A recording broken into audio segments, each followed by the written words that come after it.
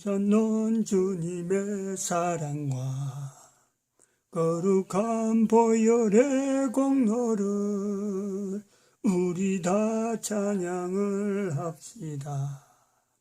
주님을 만나볼 때까지 예수님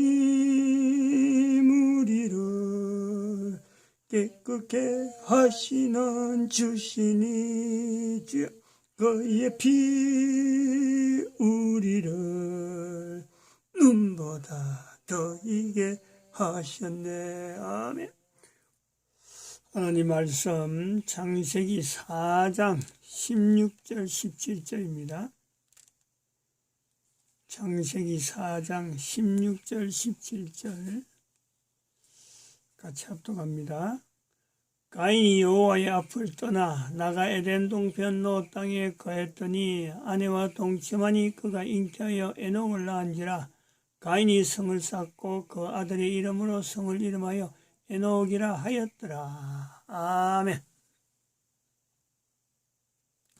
돌아온 가인 이름을 에녹이라 하는 걸 통해서 우리가 해석이 여러 가지 나올 수 있는데 돌아온 가인이라고 보는 것은 여호와 앞을 떠난 가인이 예수님이 오셨으므로 모든 사람들이 하나님 앞을 떠나 있던 모든 사람들이 가인이니까 그 속에 내가 하나님에 돌아왔다 하는 의미로 우리가 가인이 돌아왔다 이렇게 보려고 하는 그런 믿음으로 우리가 보려고 합니다. 대한민국이라고 하는 이 이름, 대한민국 이름, 이 대한민국이라고 하는 이름이 지금 여기 우리나라가 여기 있어요. 이승만 대통령이 이제 건국 아버지, 건국 대통령 국부라고 국부 이렇게 적어놨는데 이 사람이 이렇게 적은 것 같아요. 있을 수가 없는 일이 지금 벌어진 거죠. 시뻘건 이 공산주의를 표시하는 여기에 남한 한반도 있는 중에서 북쪽은 넘어갔고 대롱대롱 달려있는 거예요.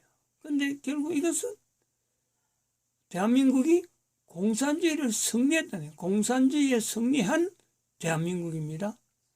그냥 여기는 뭐 초란 대한민국이 아니고 전부 다 공산주의가 됐는데 대한민국에서는 공산주의를 이겼어요. 그 위치에 우리가 이승만 대통령을 바라볼 수 있습니다. 이런 그 상황에 이런 내용에서 대한민국의 과거에 있었던 박정희 대통령 그리고 이승만 대통령 그 시절에 있었던 하나의 백영씨라고 하는 이 사람의 그런 흔적을 통해서 이승만 대통령과 박정희 대통령 시절의 옆모습을 우리가 비춰볼 수 있는 그런 내용이 있습니다. 보시죠. 요것에서 1이 있고 2가 있는데 2시간씩 해서 4시간에 걸쳐서 보게 될 것 같습니다.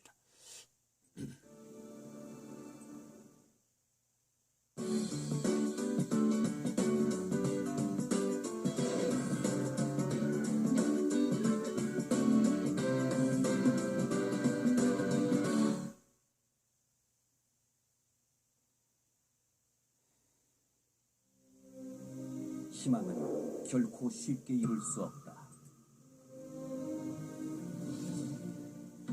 배고픔을 벗어나고픈 희망도, 기나긴 가난을 끊어내는 희망도, 폐허 위에 문명을 세우는 희망도 어느 것 하나 쉽게 이룰 수 없다.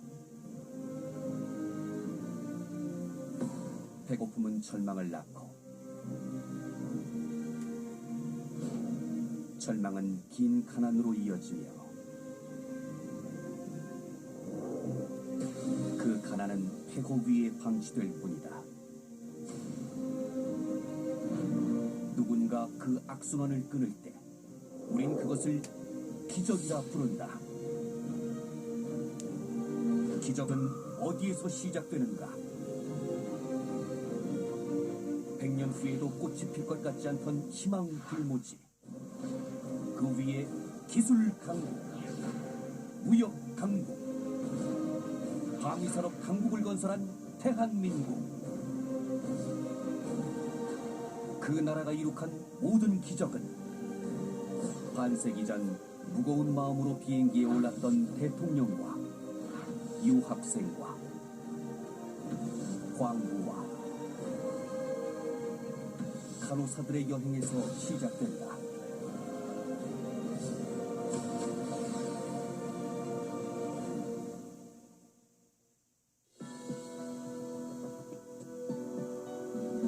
여러분 안녕하십니까.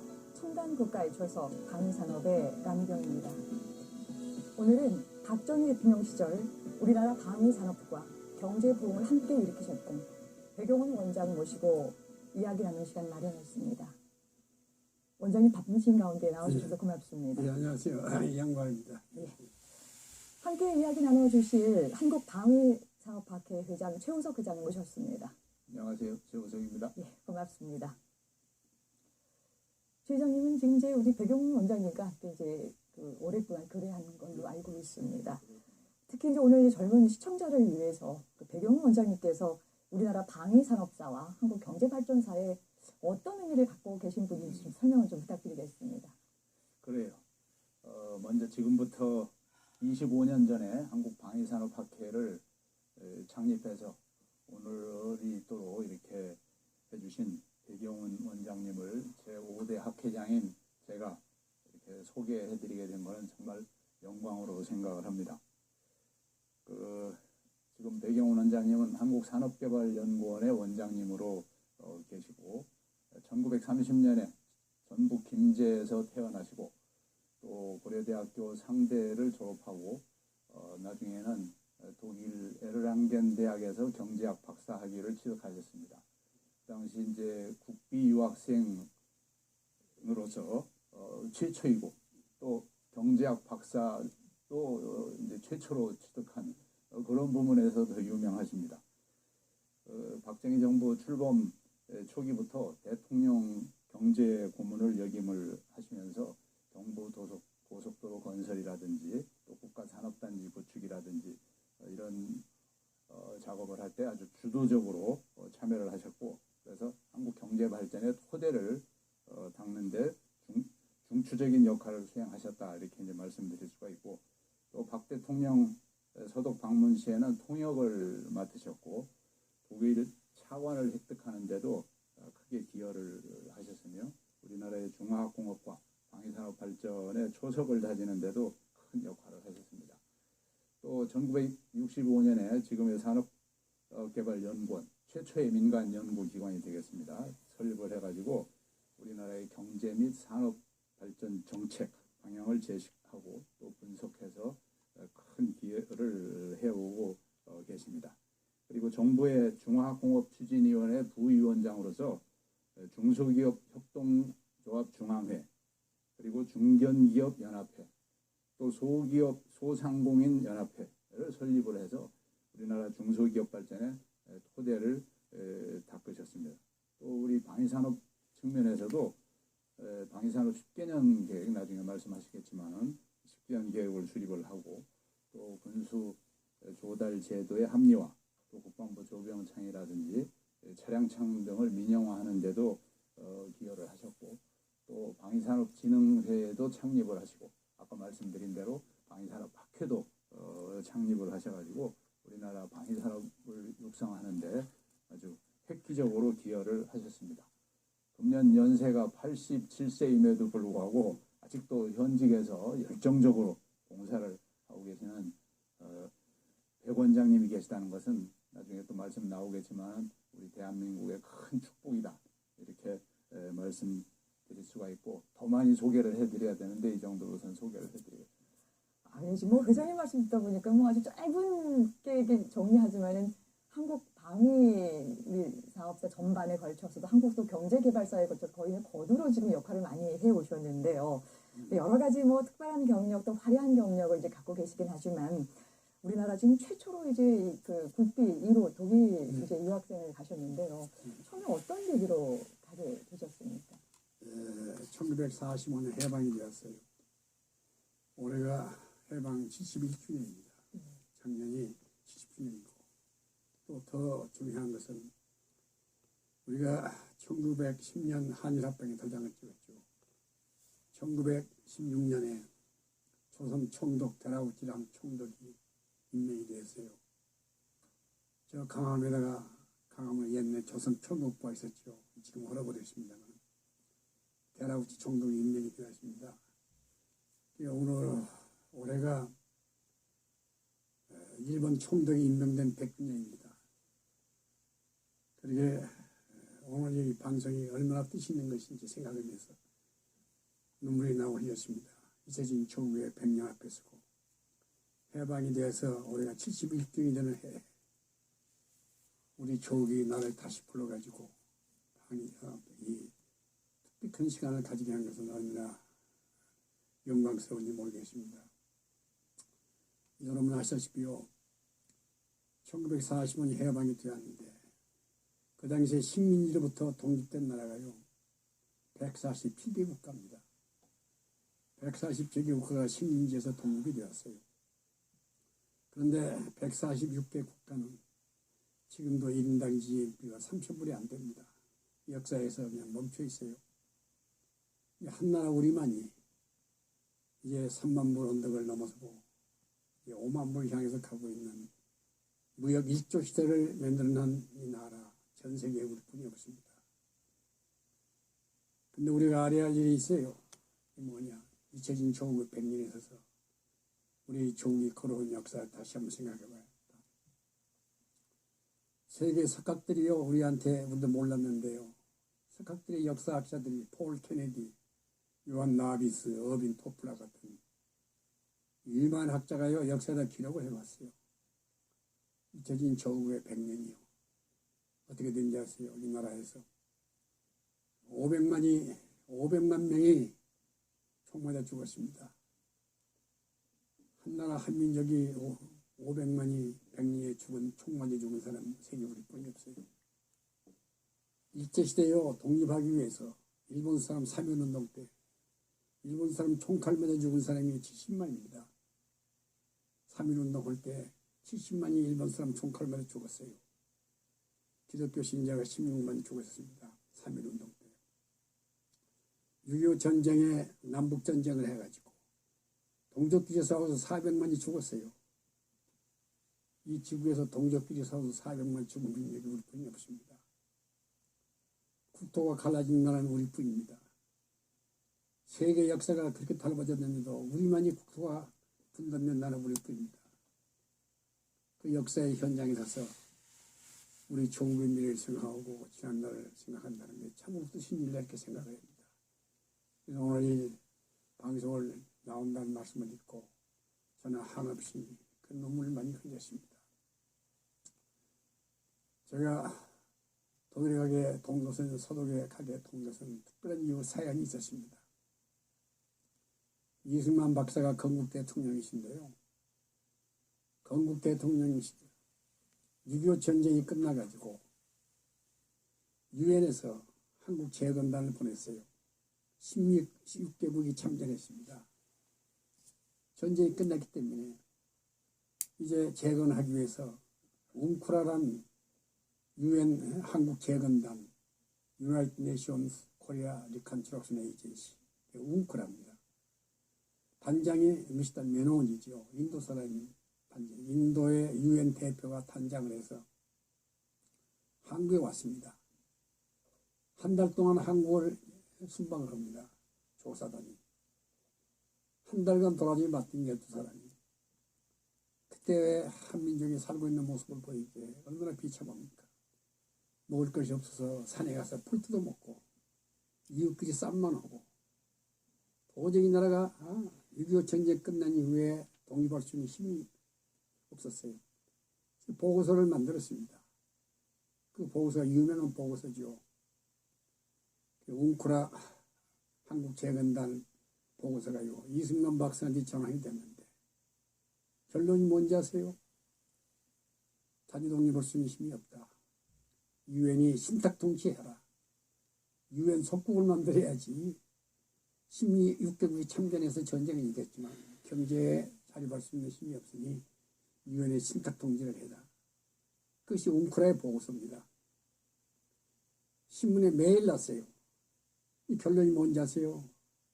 매너원이 뭐라고 그랬냐면요. 기자들 보고 이 나라가 경제 발전한다는 것은 쓰레기통에서 장미꽃 피는 걸 똑같다.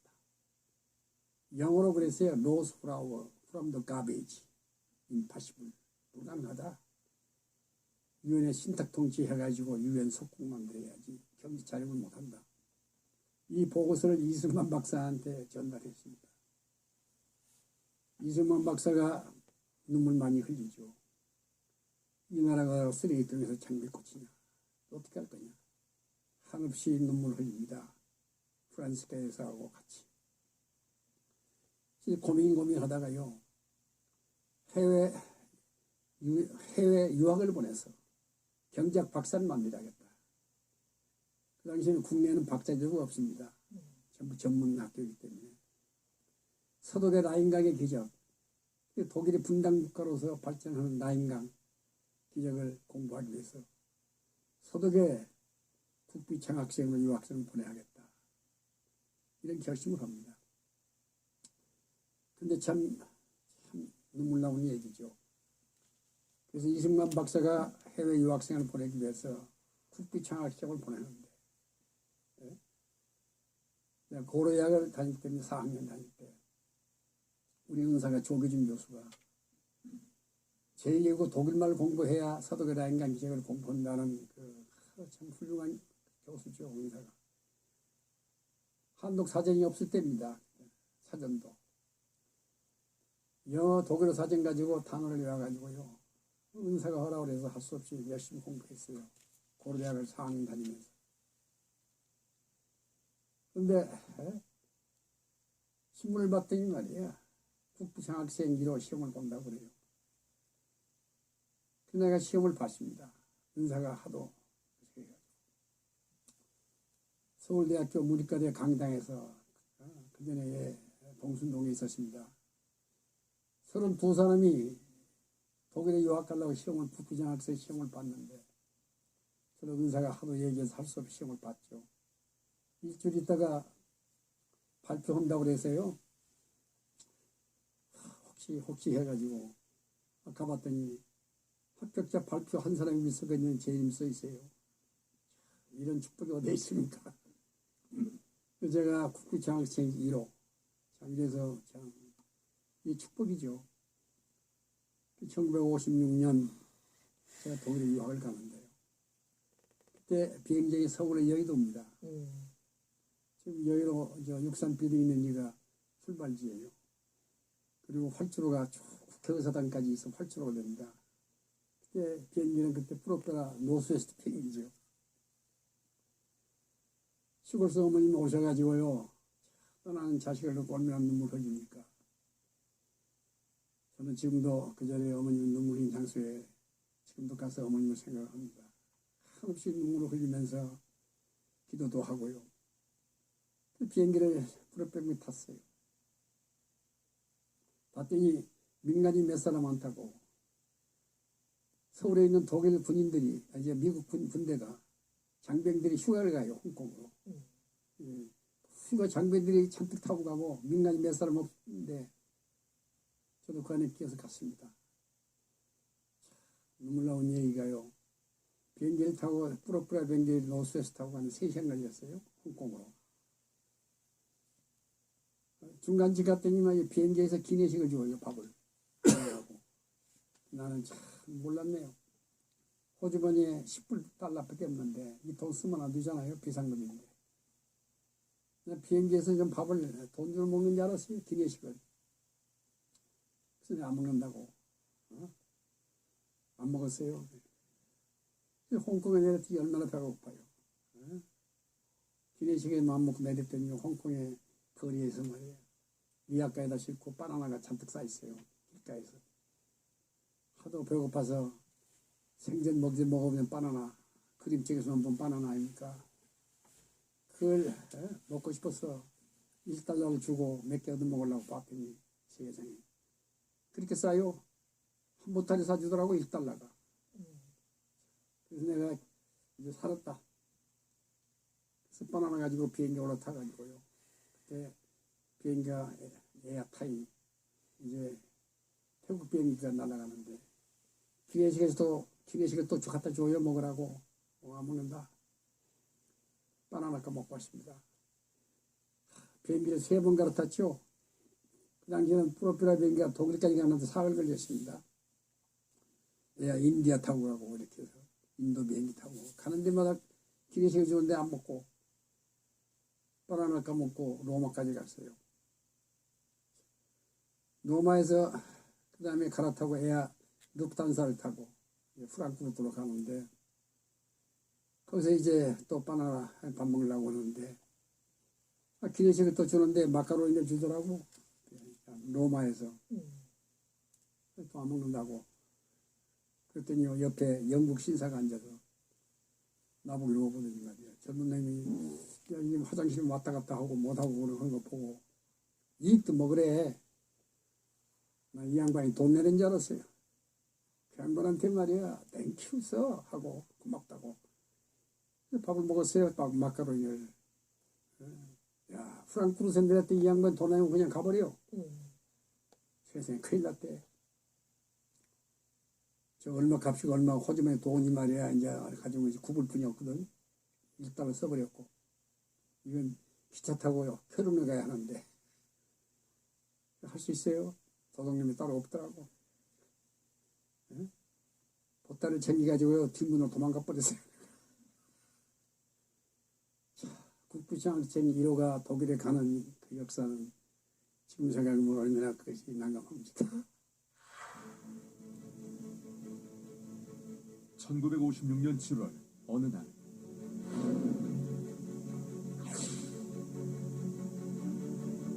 독일 프랑크푸르트 인근 아우토반.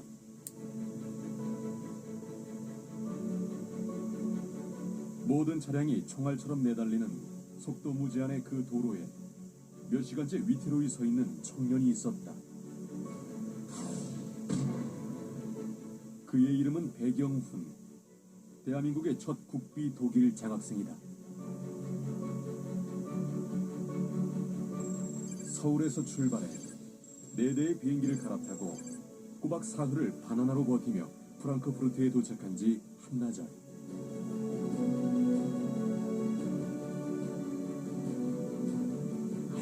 주머니에 남은 돈은 단 9달러. 차비라도 아끼기 위해 트럭 짐칸에 몸을 싣고 쾰른 대학까지 200km 이상을 달렸다.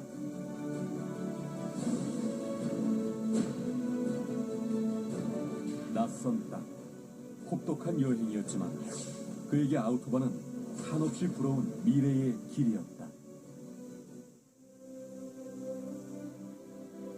그로부터 8년 후 7일 아침 9시 40분 박정희 대통령 일행은 1000마일의 긴 여행을 마치고 독일 연방공화국의 수도 본스에 무사히 도착, 서부독일 방문의 역사적인 탁발을 디뎠습니다.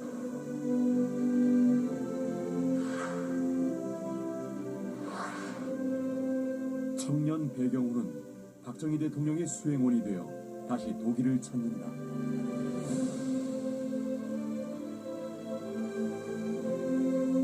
빈곤과 위기의 조국을 살리기 위한 투자 유치 외교. 혼신을 다했던 독일 방문 기간 중 배경훈은 두 나라 정상과 함께 아우토반을 달리게 되었다.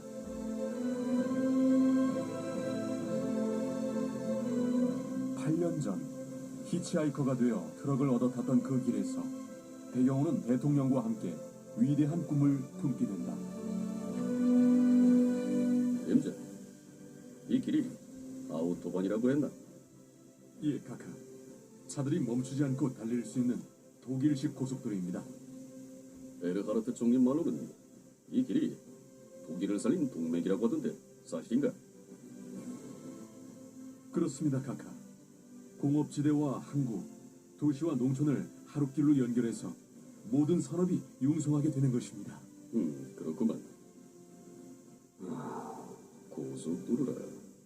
고속도로란 말이지.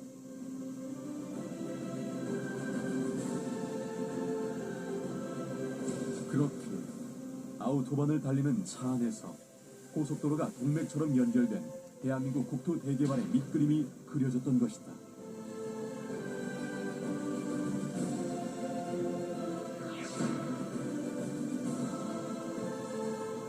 그 동맥 덕분에 각 지역에 공단들이 건설되고 사람과 물자가 이동하며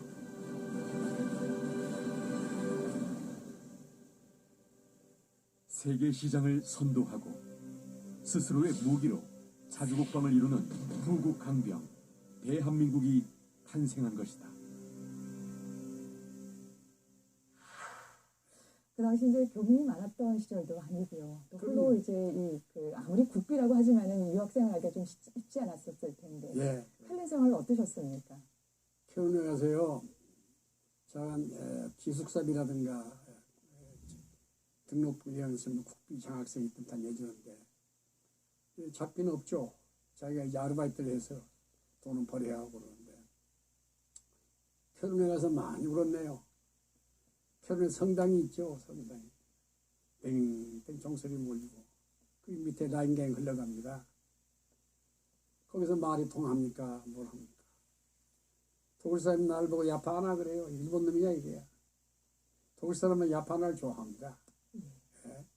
내가 그랬죠. 야, 나도 야파나다. 그 나도 유장을 했어요. 일본 사람이라고 그랬더니 야파나 그러면서요.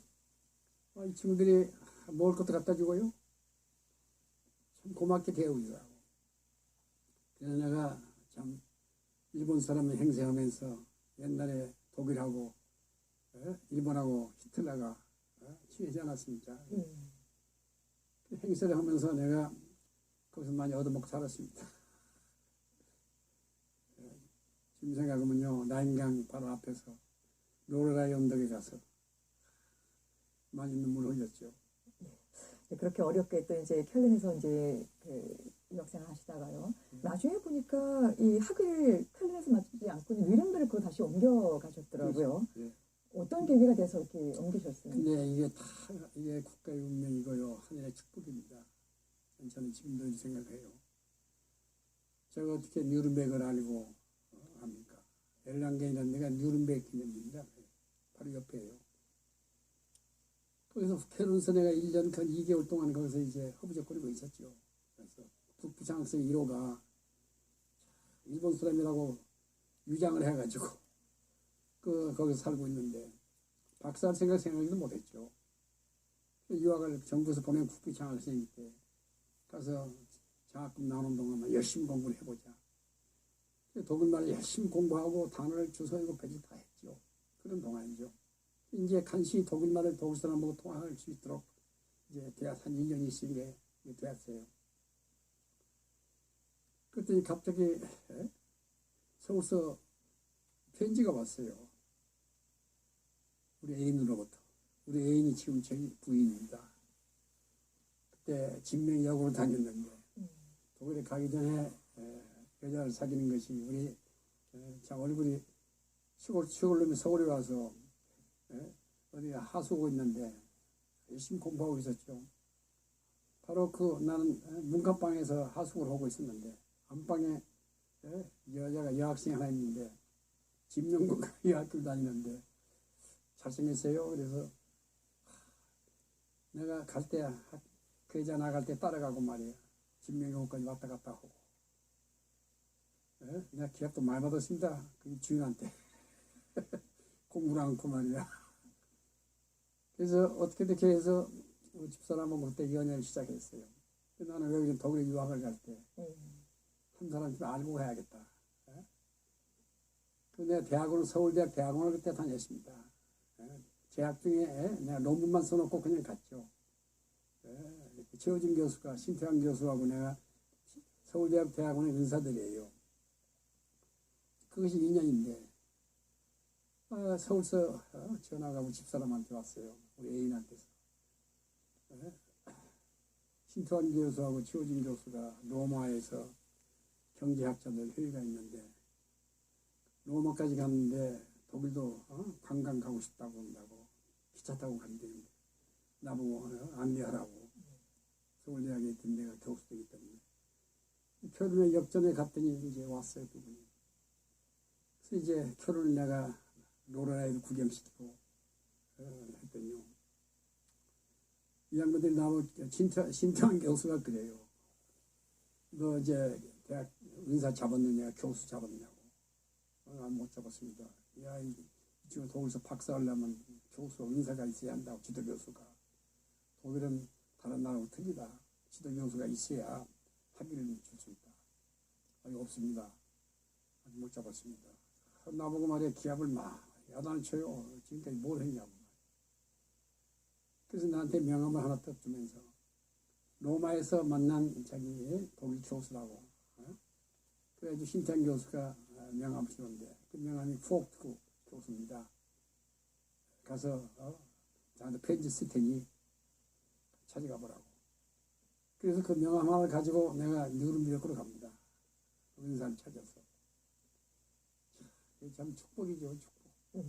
그런데 이제 니른베르크 대학에서 보니까 또 학위를 또 일찍 취득을 하셨더라고요. 예. 생각에는 굉장히 생활 자체도 어려웠을 테고 한데 어떻게 빨리 학위를 취득하셨는지 궁금합니다. 이게 말이에요. 이런 얘기에서 안 됐습니다만, 이게 구군이라고 그럴까요? 하늘의 축복이라고 그럴까요? 내가 참으로 큰 은혜를 입었습니다. 대한민국 부장학생 제1호. 내가 이제 느른베르크에 갔는데, 독일, 그때 학생들은요, 참, 독일 학생들은 전부 누군지 아세요? 독일은 사립대학이 없습니다. 전부 국립대학이죠. 또 등록금도 없어요. 독일은 전부 다 국가가 대주고 있어요. 지금도 사립대학이 없습니다. 독일은. 군대들이 누구냐면요, 히틀러 유겐타입니까? 전부 히틀러 군대에 갔다 온 사람들이에요. 이제 전쟁 끝나서 이제 학교 와서 복교하고 있는 거예요. 느른베르크 갔더니 학생들이 전부 히틀러 유겐트예요. 이놈들은요, 뭐 공부도 안 해요. 낮에는 말이야 잠만 자고 밤에 가서 술집 가서 군대에서 부르는 노래 메아솔다스 베사덴 하고요. 막 히틀러 유겐트들 말이야 손잡고 자기들이 그런 것만 해요. 나는 많은 은혜를 입었습니다. 내가 한국 사람이 와서 공부한다는 소리가 나오고, 기숙사에 있는 사람들이 전부 다 히틀러 유겐트가 나를 보고, 너는 빨리빨리 공부 가야 해. 야, 어떻게 그런 은혜를 입습니까? 그 중에 하나가요, 슈미트라고 있는 것이 뭐냐면, 그 은사, 포크트 교수 밑에 있는 그 조교입니다. 이 사람도 히틀러 유겐트예요. 마치겠습니다. 기도드립니다.